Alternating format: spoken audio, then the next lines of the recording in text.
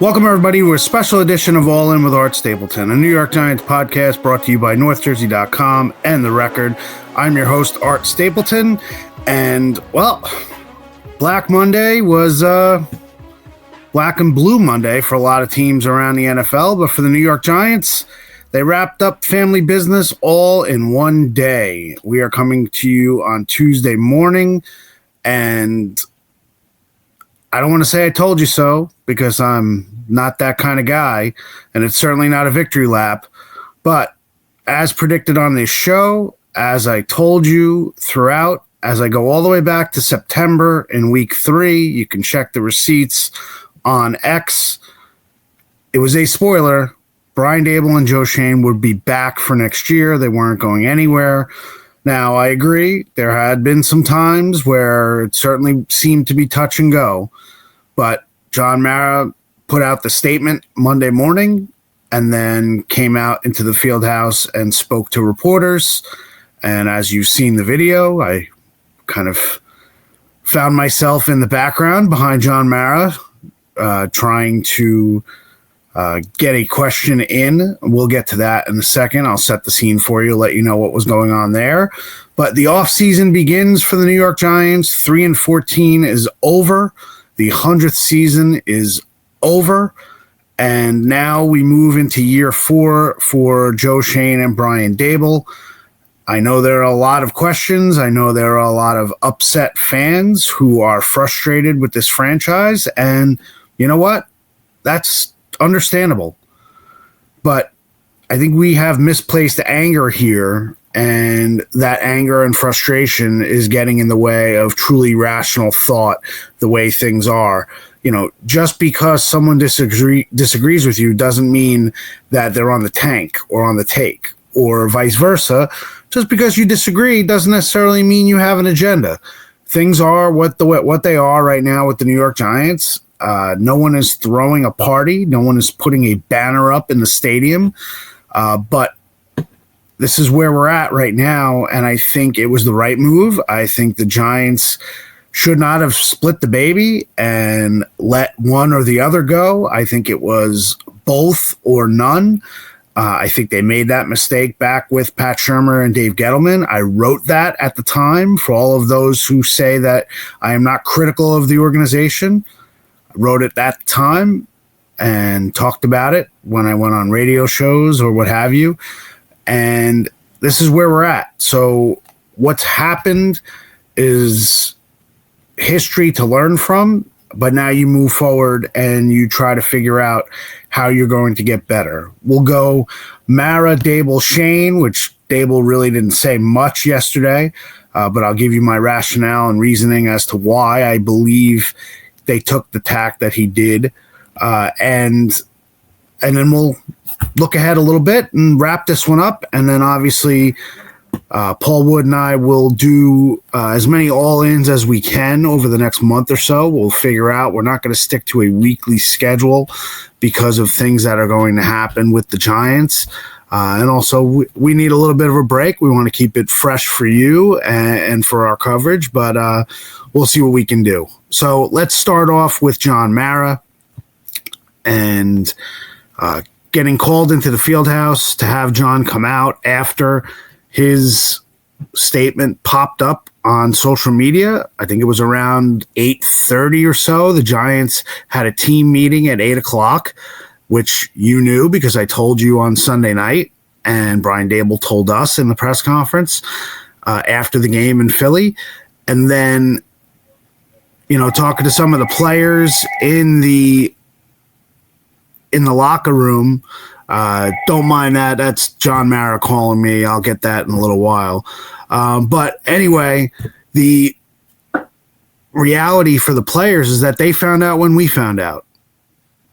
You know, Tyler Nubin said he was in the facility. All of a sudden, he's looking at his phone, and the statement from John Mara pops up on the phone. So players, they're just like us, and that's the way they found out about Brian Daboll and Joe Schoen coming back. Now, talking to everyone in the locker room, or as many people as I could in the locker room, this was something that was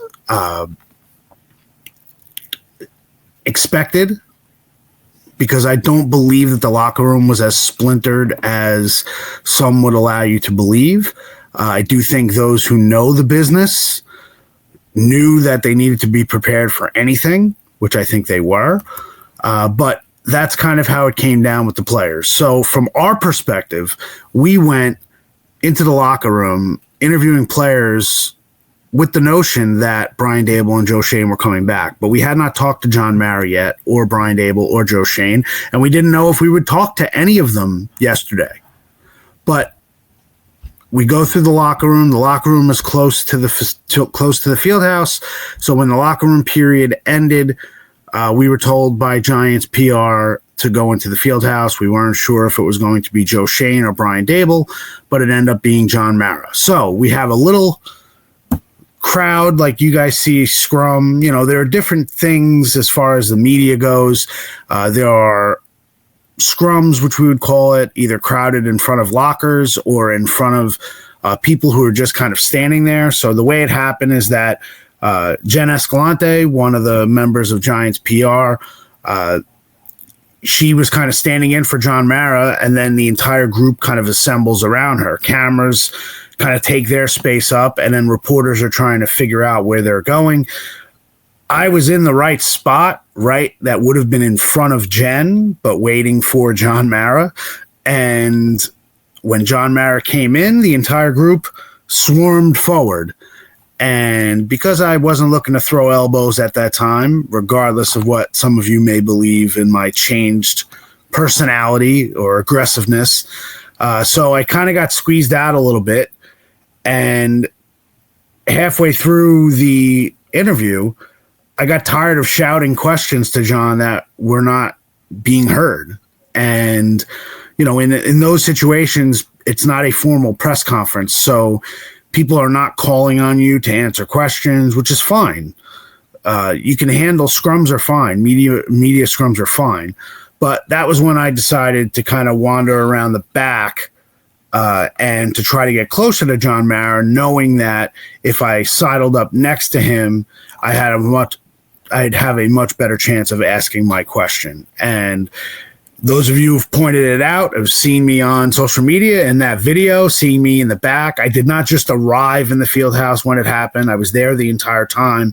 And sometimes you see the faces that are being made. It certainly wasn't directed at any other reporters. It was just the frustration of wanting to get that question in because I thought it was an important distinction that needed to be addressed. John Mara said he believes in Brian Daboll and Joe Schoen, and that's why they're coming back. But he also talked about the pain of starting over and how they've been through searches for general manager and head coach, and that he didn't want to go down that road again. So those two things combined, I think you need to look at that. And I wanted Mara to answer it. I wanted to see what his answer was. And he said a little bit of both. So, that speaks to the urgency that faces Brian Daboll and Joe Schoen. And I think it's more urgency for Brian Daboll than there is for Joe Schoen, but we'll get to that in a second. But as far as where they're at, they didn't have the stomach to go through a coaching change and a GM change again, because as I've told you, it infiltrates the entire organization, especially a GM change. And if you promise new candidates that they are going to get your patience and you are going to turn it around, and with this current regime, when they took over in 2022, it was a mess. This organization was dysfunctional. The foundation of what they were trying to build, both on the personnel side and on the football side, was not in sync.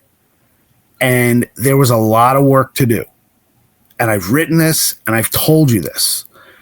And I think John Mara, when he met with Brian Daboll and Joe Schoen together last Friday, I think that was a sign that it really was more of a Mara and Schoen checking in with Daboll's plan rather than it was Mara checking in with Schoen's plan and Mara checking in with Daboll's plan.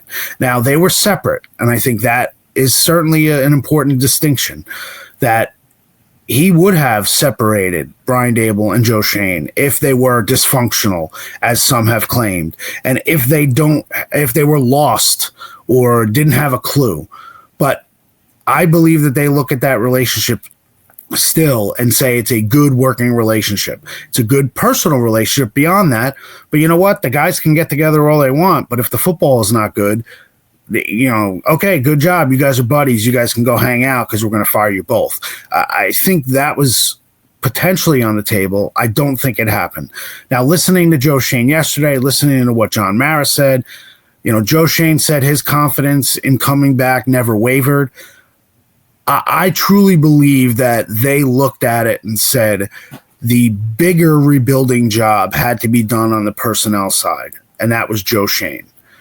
And that the coaching aspect of it, especially when you come out of it in 2022, winning 9 games and winning a playoff game, I think Brian Daboll was a little bit more on the hot seat than Joe Schoen was. Now, I know some of you are Team Schoen, some of you are Team Daboll. It's split. How can they keep one and not the other? Well, they're keeping both. And now they move forward. A couple more important things from John Mara that I thought was interesting. He brought up the defense. I'm tired of watching teams go up and down the field against us. Fair assessment as an owner, fair assessment as a fan. Does that put the heat on Shane Bowen, first-year defensive coordinator? Well, that pretty much puts it out there and says, Brian Daboll, if you want to make a change at defensive coordinator, we're not going to hold you to it. Should it be put on Shane Bowen completely? No. Was Shane Bowen the best choice as defensive coordinator? Didn't necessarily fit with some of the pieces on the back end, as we saw play out, but there's a wrinkle here. I think the Giants, without saying it, know that if Mike Vrabel gets a job, which we all believe he will, maybe he heads to New England, that certainly seems like that pathway has opened up now with the firing of Gerard Mayo. If Mike Vrabel goes to New England, he may want the guy who was his defensive coordinator in Tennessee. Remember, Mike Vrabel, it was not a complete disaster in Tennessee. Vrabel lost a power struggle with general manager Rand Carthon, who, by the way, was fired this morning as general manager after 2 years on the job. A year ago, the Titans fired Vrabel and kept Carthon. Think about that. So you want to talk all this dysfunction with the Giants? Yeah, it does not erase all the struggles that the Giants have and the mess that they inherited and the mess that has been created still in the wake. But look at what Tennessee did. And I had arguments with people last year. See, the Giants are worse than Tennessee. Everybody wants to go play down in Tennessee for the new coaching staff and Rand Carthon. So how'd that work out? Now Rand Carthon's out a year after Mike Vrabel went out, and now Tennessee is starting over again. Now, I can't tell you the inner workings. I can't tell you if Carthon was not a good general manager. All I know is that he had 2 drafts. The first draft was with other people's personnel in the scouting department. And now you're talking about you didn't even get your first rookie class to year 3, and you're already declaring it bust-worthy and gone. And that's what happened with Rand Carthon.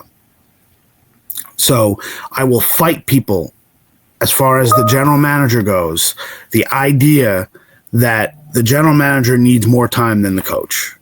If you're going to truly build from the ground up, you need to be able to change the infrastructure within an organization. And that's why I asked Joe Schoen that question yesterday. And we'll get to that in a few minutes. So the last thing with John Mara, well, 2 things. Number one, with John Mara saying, he's running out of patience. What is he going to say? He does not want 3-14. What's he going to say on the tanking? He doesn't believe that the Giants tanked that game against Philly. The Giants lost 10 games in a row. They weren't tanking 10 games in a row. They were deficient in a lot of different areas that caused them to lose 10 games in a row. They certainly didn't tank against the Colts and won that game. Now, the personnel decisions that they had against the Eagles in Week 18, just on Sunday, they clearly decided that they had younger players that they were going to reward and get them game time. Was the motivation to not succeed on the field? They could have played their starters and they still might not have succeeded against the Philadelphia Eagles, even if the Eagles played most, if not all, of their backups. The Eagles are a better team. The Eagles have a better roster. They have better players as backups. The Giants are starting backup quality players at this point in the game. Yes, they have guys on the field. Brian Burns, Kayvon Thibodeau, who are out there defensively. Yes, they're corners. Maybe they're safeties. You have Drew Phillips out there on defense. But if you're giving these guys a break in the final game of the season and it turns into more of a preseason game, and then you're only putting in those guys at certain situations where you're bringing them out on the field, 3rd and long, let Thibodeau and Burns, don't make them get out there and bang their heads against the wall in week 18 against the run, against backups. You know what? That's not tanking. That's just taking care of your own roster. Yeah, finishing with the 3rd overall pick is much better than finishing with the 8th or 9th overall pick. No question. Because now you kind of trickle it forward. In the 2nd round of the draft, you will get the 2nd pick in the 2nd round. Then in the 3rd round of the draft, you will get the 1st pick in the 3rd round because they're all tied. The first 3 teams are tied with 3 wins. So it's a rotation. It's a tiebreaker. We've seen the strength of schedule's tiebreaker. Now it goes, the Giants will have the 3rd first round pick, and then they'll have number 2 in round 2 and number 1 in round 3. And that's the way it'll go. So that's where we're at with John Mara. I think, like I said, I think it was Schoen is coming back. Do we make the move on Daboll? I think they, made that call, and that's the way it went. So that's on Mara. We'll have whatever we have. The last thing with Mara, and I think trickles into Daboll and trickles into Schoen, is the quarterback. John Mara said, essentially, it is the number 1 issue for this franchise right now. So there was no John Mara, we should have kept Daniel Jones. We screwed up Daniel Jones. Daniel Jones is now in the past. Now, you can say everyone is responsible for Daniel Jones, but that's the reality. Daniel Jones is now in the past. Now it's about getting the quarterback. Will that quarterback be a draft pick? Will that quarterback be a free agent? Market's not great. Will that be a trade? I don't know who's out there that really appeals to what the Giants might need. But in reality, when the owner says it's about the quarterback, a week after the coach says get good quarterback play and you can win any game in the NFL. And then we know the general manager, we saw on Hard Knocks what Joe Schoen felt about the quarterback situation. It's very easy to say the Giants should have traded picks and gone up if they wanted to get Drake May or if they wanted Jaden Daniels. They were not trading those picks. They boxed themselves in with the wins last year at the end of the season, and Washington and New England were not trading 2 and 3. Period. That's it. Should they have drafted Bo Nix? Should they have drafted Michael Penix? Should they have drafted J.J. McCarthy, who, like I said in the last show, hasn't taken a snap, yet Joe Schoen is still getting criticized for not drafting J.J. McCarthy. But Bo Nix was the perfect fit for Sean Payton. The Giants obviously determined that he was not a fit at 6, and they wanted Malik Neighbors. 109 catches, 1,204 yards receiving, and 7 touchdowns from Malik Neighbors, catching passes from 4 different quarterbacks this year. 4. Daniel Jones, Drew Lock, Tommy DeVito, and Tim Boyle. And that's what Malik Neighbors has done. So think about that. You will always take a quarterback over a wide receiver if you believe the quarterback is the better player. Don't get me wrong. But in this instance, they took who they thought was the best player for them, and that was a wide receiver. And there is value in having Malik Neighbors here. So that's where we're at. So that's where the quarterback is. Brian Daboll, he is not going to campaign for his job or what his future plans are going to be to the media and to the fans. He's not stepping to the podium inside the field house yesterday and presenting a 12-page plan on how he's going to fix the Giants and a manifesto of everything that went wrong in the last 3 years and everything he did right and what he's going to do, that is discussed behind the scenes. It better have been discussed behind the scenes. John Mara and Steve Tisch and Joe Schoen better demand that from the head coach. And they should demand that from Joe Schoen as well. And anyone who works with them in their organization. You know, you want to know what these guys are planning, where they're headed, what they're doing. But if you're Brian Daboll, you do not gain anything by trying to campaign for your job in the media. And I think that has become the reality, is that, you know, can you be more courteous? Do you have to be as blunt as Daboll is? Do you have to repeat the same answers over and over again? No, you're going to rankle some people. But I think this is also, and look, you can easily say the Giants need to suck it up. It's part of the business. But they've spent 3 months hearing a lot of my colleagues and peers, let's just take the fans out of it, saying they should lose their jobs. They suck at their jobs. They're not good. They should be fired. Yeah, it's all part of it. It's all part of the game. This is the game we all are in. As Hyman Roth said in Godfather 2, this is the business we have chosen. This is it. If you can't be criticized, then you don't belong in the business.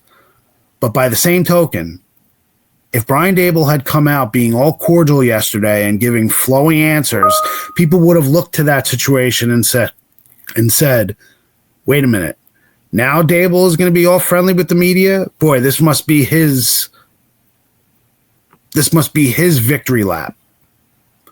And that's not the case. That's not going to be Brian Daboll.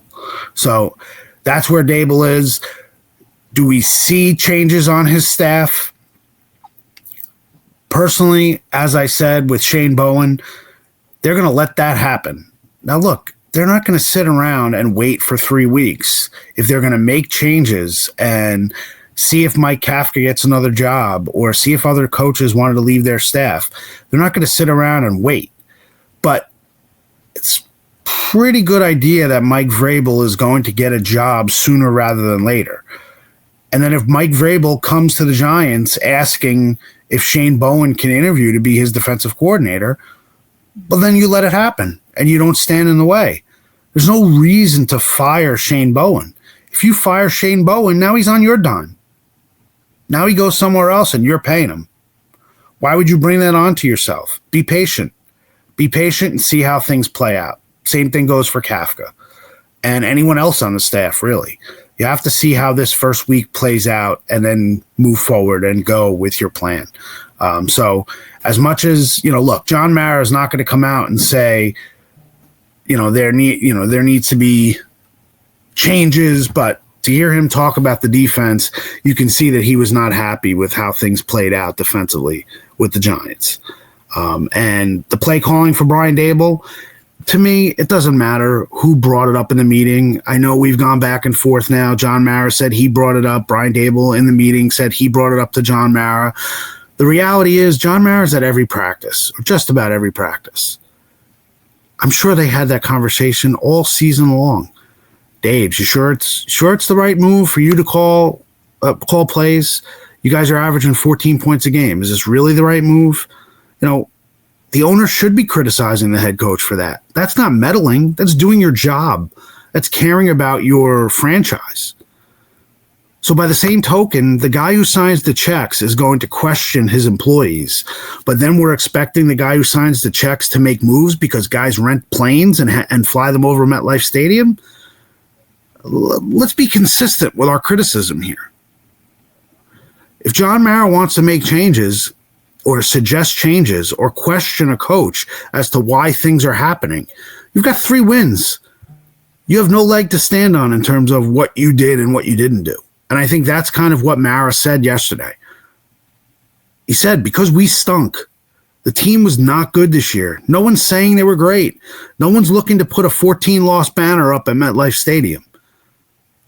But there's a big picture at play here. And as I said, when you inherit a mess, it's got to get messy before it gets better. And I truly believe that the last 2 years, especially this year, it's gotten messy. It's been messy. You got to fix it. But you got to break it down before you start building it up. Now they've broken it down.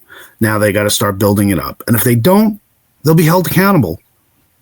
And as John Mara said, and he finished the press conference, the scrum, with my question, and he said, look, if we're here again answering the same questions, then I'll take the heat. Because who else is going to take the heat? Everybody will be fired, and it'll come back to John Mara, and he's not selling the team. And I don't believe the Tisches will give up their shares either.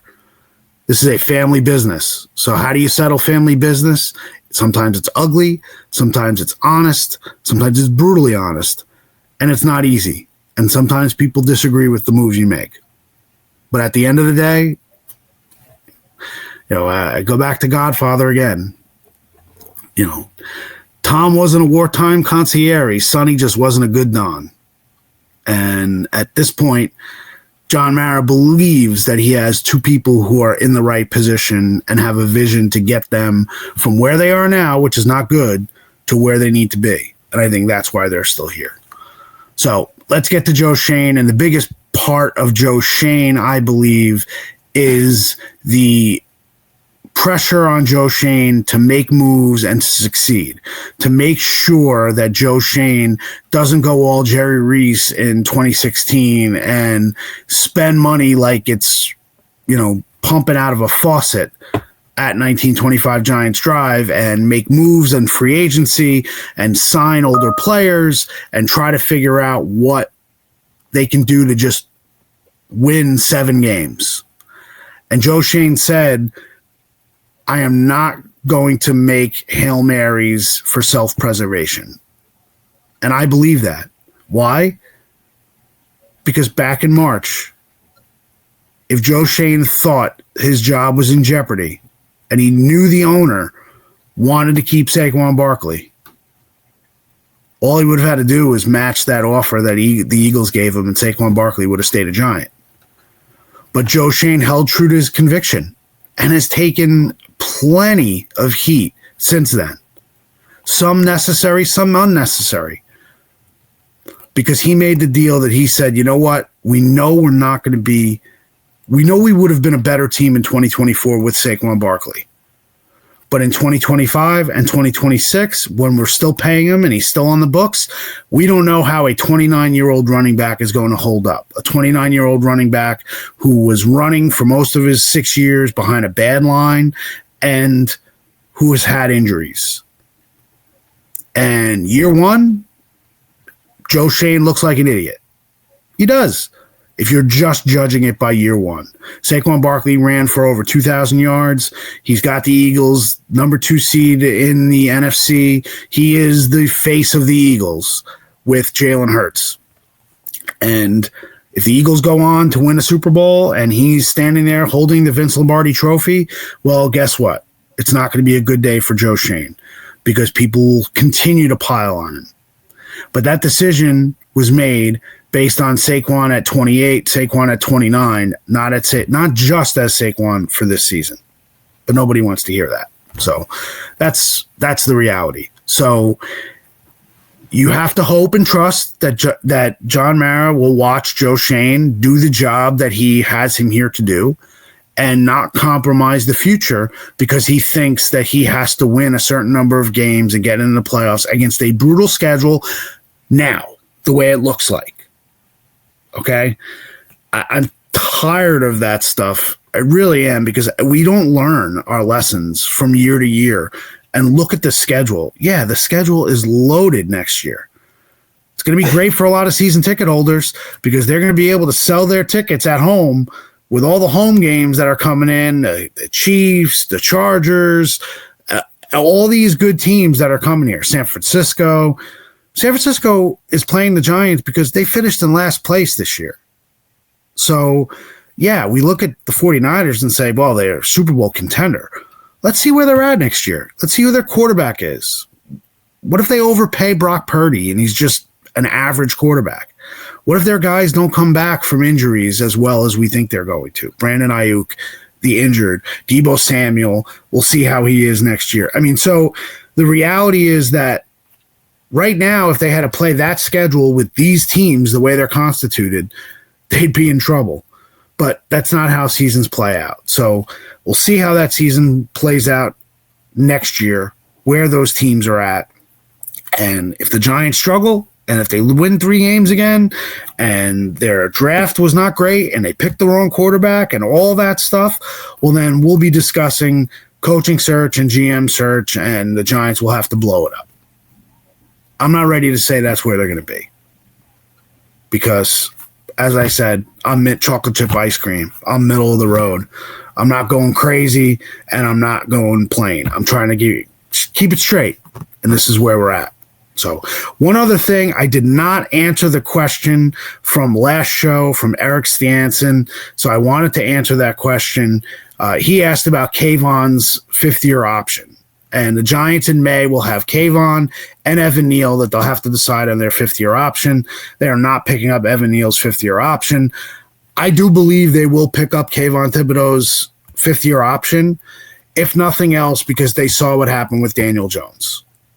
That if Kayvon comes out next year and blows up and has 12 sacks, now you're going to have to either pay him double what the option is. I think the option is about $15 million. It's going to change. We'll find out what the option is at the end of the season. But would you rather pay Kayvon 15 now and take a chance for year 5? Or would you rather not pay him and then lose him and have him go elsewhere and have what happened this season where seemingly every player you let go off your roster is now flourishing elsewhere? Xavier McKinney, everybody keeps talking about Xavier McKinney, all the things that he's done, Pro Bowler, he's with the Packers, let's see how far they go. Saquon, then you talk about all the other things, Leonard Williams, Ashawn Robinson, all the players that Joe Schoen let go. I promise you that if he picks up the 5th-year option on Kayvon, there will be plenty of people saying that, why would you pick up the 5th-year option on a bust? Because it takes time for guys to develop in this league. And we don't know exactly what Kayvon is going to be. He's a solid player. He's not a star. If he's compared to Aiden Hutchinson, he's a bust. But if he's compared to Trayvon Walker, who went number 1 when Kayvon went number 5, he's probably a better player than Trayvon Walker. I don't have the stats. I don't watch Trayvon Walker every week, but Kayvon is probably a better all-around player than Trayvon Walker is.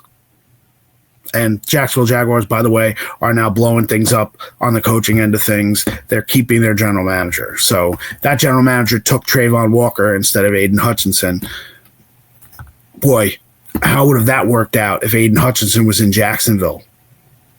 But Trent Baalke still has a job. So, again, I know it's a year-to-year business, but you have to give some of these guys some time in order to be able to show what they can do. And I know it's very easy to say, guy's a bust, guy's a bust, guy's a bust, and in year 4, the guy blows up, and you already let him go because you bought into the idea that he was a bust. Let's see what happens. So that's where we're at. We'll have plenty of shows in the offseason. We will be at the Combine. We'll be at the league meetings in Florida yet again. But for now, this is where we're at. Moving forward now it's draft time, free agency, and to see what the plan is for the Giants. And as I said, this isn't a victory lap. I just want people to know when you tune in, when you read my coverage, I'm keeping it straight. You may think that I'm for the team or I'm getting information because I've heard this state media, this idea that, we're just parroting things that John Mara wants me to say. You believe that? Well, then I can't tell you. But you know what? If I'm right and I'm accurate, wouldn't you want to get the information here? Or would you rather go yell and scream and feel good about yourselves in the moment and go to bed on Sunday night thinking that everyone's getting fired and then wake up Monday morning and go, who was right and who was wrong? We were right here. I didn't mislead you. I didn't give you bad information.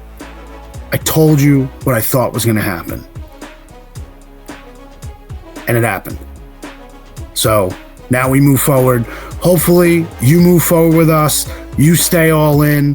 Hope you like the nice little background. I know everybody loves this stadium, so I figured I'd throw that background in there for you instead of having the bricks behind me at 1925 Giants Drive. But again, good season.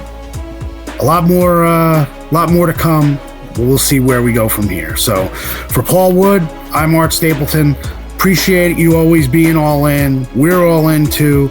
And we'll be back. As soon as there's something to talk about, you know where you can find us. Before then, make sure you still follow all of our coverage on NorthJersey.com. Keep following me on social media. Try to take a breath, but we'll be right there when we need to and report on the Giants and tell you everything you need to know. Appreciate you listening. Appreciate you watching. Have a great day, and we will talk soon.